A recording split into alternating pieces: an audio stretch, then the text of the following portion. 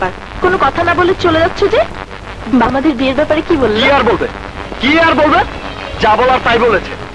শোনো, এসব নাটক বুঝছি বুঝি না। তোমরা বাপ মেয়ে মিলে আমাকে নিয়ে যে নাটকের খেলা শুরু করেছো, তার পরিণাম কিন্তু ভালো হবে না। রাজু, কি সব বলছো তুমি? কিসের নাটক? নাটক নয় তো কি? নাটক নয় তো কি? তুমি তো জানোই আমি গরিব, ছোট লোক, খ্যাত। আর এই কথাগুলো তুমি অহরহ। রাজু, রাজু প্লিজ বলবে, কারণ বড় লোকেরা কোনো দিনই গরিবদের মানুষ বলে মনে করে না। কিন্তু বিশ্বাস করো, বিশ্বাস করো, আমি বাবার মতে সম্পূর্ণ বিরোধী। আমি তোমাকে ভালোবাসি। আমার এই হৃদয় শুধুই তোমার জন্য। তোমার কাছ থেকে কেউ আমাকে আলাদা করতে পারবে না। আমিও তোমার বাবাকে এই কথাটাই বলে এসেছি। এবার মন থেকে আমার ভাবতে অবাক লাগে, হাসান চৌধুরী মেয়ের পছন্দ দে। সত্যি তোর পছন্দের তারিফ করতে হয়? আর নয়, এটা সম্পূর্ণ আলাদা। শুধুই মনের ব্যাপার আর ভালো লাগার ব্যাপার।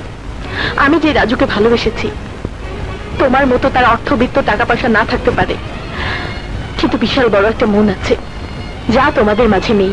চুপ কর। আমার স্ট্যাটাস, আমার সোসাইটি বলে একটা কথা আছে। কাল যখন সবাই জানবে কোটিপতি হাসান চৌধুরীর একমাত্র মেয়ে ভালোবাসে একটা রাস্তার ছেলেকে, তখন আমার মান সম্মান কোথায় গিয়ে দাঁড়াবে? শোন, আমি শেষবারের মতো বলছি, ওই ছেলেকে তুই ভুলে যা। না বাবা, রাজুকে আমি ভুলতে পারবো না। ওকে আমি ভালোবাসি, আর তাকে পাবার জন্য যদি তোমাকেও ভুলতে হয়, তবে আমি তাই করব। তবু রাজুকে ভুলতে পারবো না।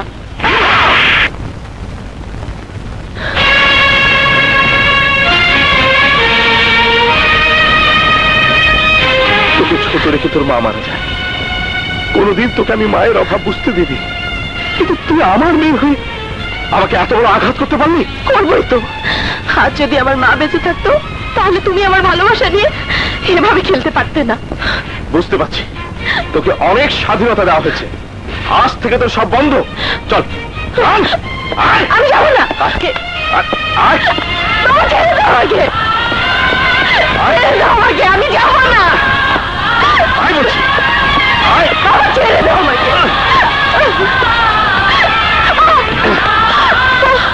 শোন, তোর বিয়ে আকাশের সাথে হবে। আজ আমি সাদেক আলীকে পাকা কথা দিয়ে দেবো।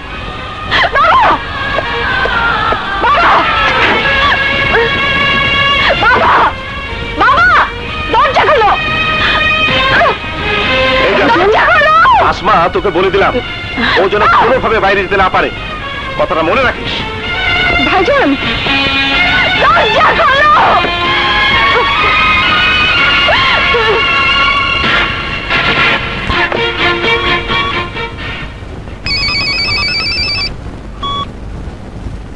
হ্যাঁ হাসান, বল। আজই তোর ছেলেকে ফোন কর, 2-4 দিনের মধ্যে যেন ফিরে আসে। আমি তাড়াতাড়ি ওর সাথে ইভার বিয়ে দিতে চাই। আচ্ছা, ঠিক আছে। ও আসুন, রাজু নামে একটা ছেলে আমার মেয়ের জীবনটাকে পিছিয়ে তুলেছে। তুই যেভাবে পারিস ওই ছেলের হাত থেকে আমার ইজ্জত বাঁচা। তুই কোনো চিন্তা করিস না, আমি দেখছি। এই কি চাও তুমি? চাইলাম জল, পাইলাম শরবত। তুমি এখানে? তোকে চাই। সেদিন তোর ভাই, তোর প্রেমিক আমাকে মেরে শরীরে দাগ লাগিয়ে দিয়েছিল। আজ আমি তোর এই থাপ্পড়।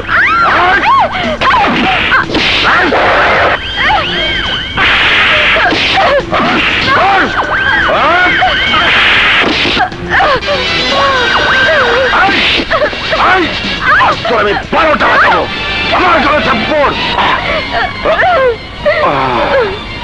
শোন, এই কথা যদি তুই কাউকে বলিস, তাহলে তোর বাপ ভাইকে এক কবরে শুয়ে দেবো। কথাটা মনে রাখিস।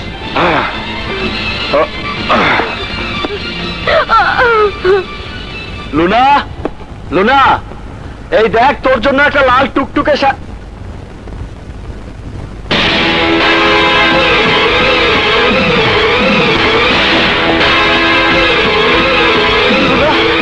লুনা,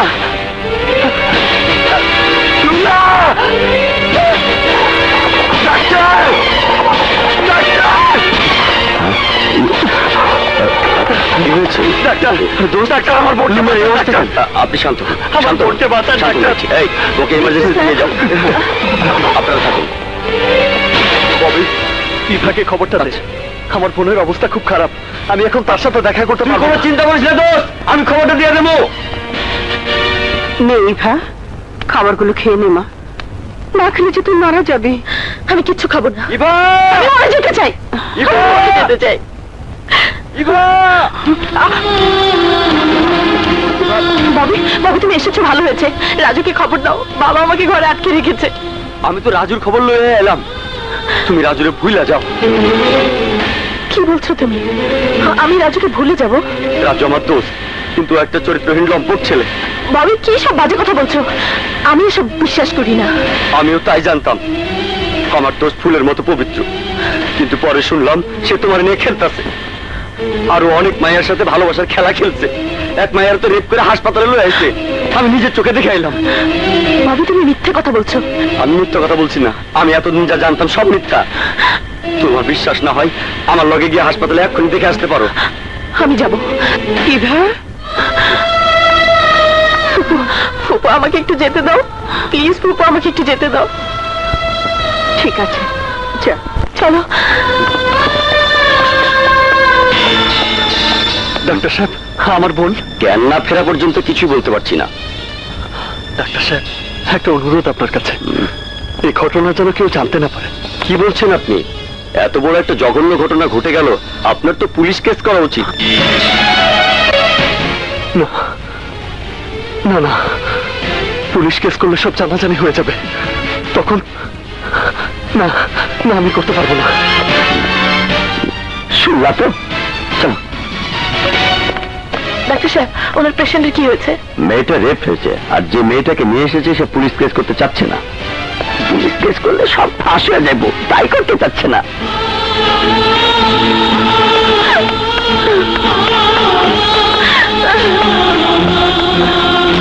ইভা শোন, ইভা। আরে আরে, এসব তুই কি করছিস? থাম, ভাবছি তুই ভেঙে গেছিস। শান্ত হ, সব শেষ হয়ে গেছে। শোন,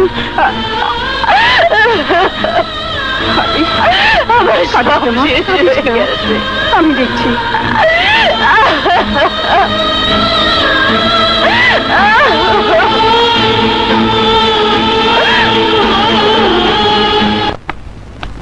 কি হলো আসমা, ইভা খেয়েছে?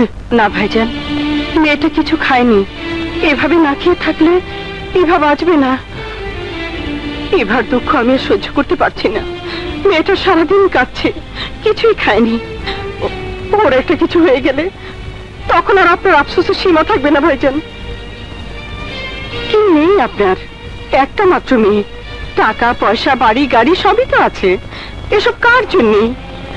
সবই তো মেয়েটার জন্যে। হাসি খুশি প্রাণ চঞ্চল মেয়ে ইভির অন্ধকারে গুনে গুনে কাঁদছে, আর আপনি বাবা হয়ে কি করে তা সহ্য করছেন? আমার এসব সহ্য হচ্ছে না, আমার এসব সহ্য হচ্ছে না।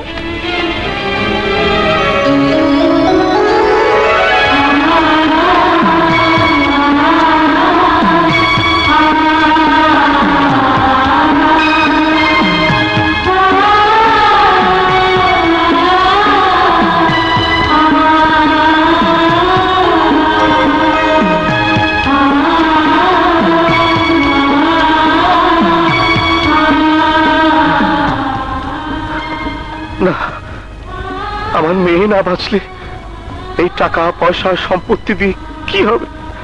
আমার একটা মাত্র মেয়ে কাঁদতে কাঁদতে শেষ হয়ে যাবে। না না, আমি তা কিছুতেই সহ্য করতে পারবো না। আমি ইভার ইচ্ছা মতোই তার পছন্দের ছেলের হাতে তাকে তুলে দেব। ইভার সুখে আমার সুখ।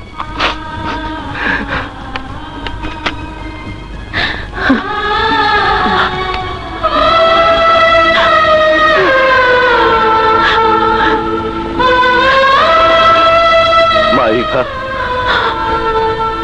বাবা,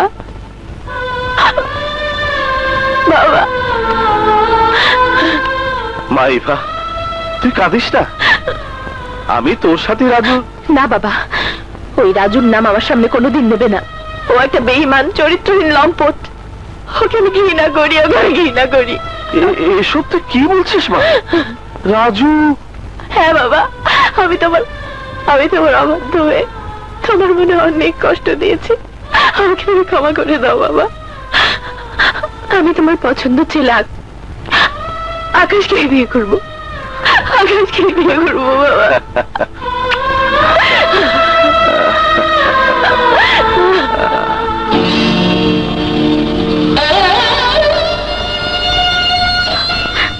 ভাইয়া, লুনা, ভাইয়া, লুনা, বল বল কে তোর সর্বনাশ করেছে, বল।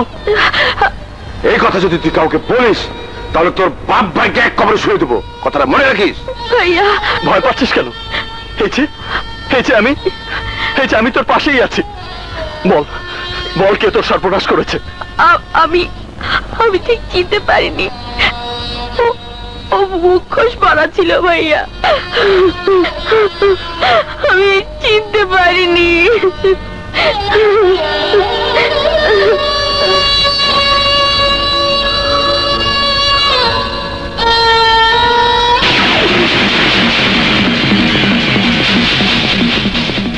মুখোশ পরে ওই শয়তানগুলো আর কতদিন লুকিয়ে থাকবে? একদিন না একদিন আমি ঠিকই ওদের চিনতে পারবো, আর সেদিনই হবে ওদের পৃথিবীতে বেঁচে থাকার শেষ দিন। এ কি হয়ে গেল রে রাজু, এ কি হয়ে গেল? সারা জীবন মানুষকে সত্য আর ন্যায়ের কথা বলেছি, ন্যায়ভাবে চলতে শিখিয়েছি, আদর্শের লেকচার দিয়েছি। আমার ঘরে এত বড় দুর্ঘটনা। বাবা, বাবা তুমি কেঁদো না, এমন করে কাঁদলে লুনা কষ্ট পাবে। না না, আমি কাঁদছি না, আমি কাঁদছি না।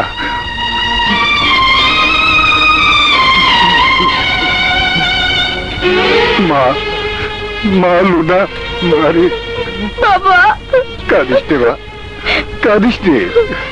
তোর কোনো ক্ষতি হয়নি রে মা। যারা তোর সর্বনাশ করেছে তোরা নষ্ট হয়ে গেছে, তোরা নষ্ট হয়ে গেছে। বাবা, তোর কিছু হয়নি রে মা, তোর কিছু হয়নি, তোর কিছু হয়নি। রাজু কয়েকদিন ধরে কলেজে আসছে না, কি হয়েছে ওর? তোমরা একবার খোঁজ দিয়েও তো দেখলে না। আসলে আমরা বন্ধু নামের কলম। রাইট, এতদিন ধরে রাজু কলেজে আসছে না, আর আমরা একটা খোঁজও নিয়ে দেখলাম না। ওই তো রাজু আসছে, ওই যে রাজু এসেছে। রাজু, রাজু, কি রে, কি হয়েছে তোর? আমার পরিবারে একটা দুর্ঘটনা ঘটে গেছে। দুর্ঘটনা? সে আমি তোদের বলতে পারবো না। ইভা কোথায় রে?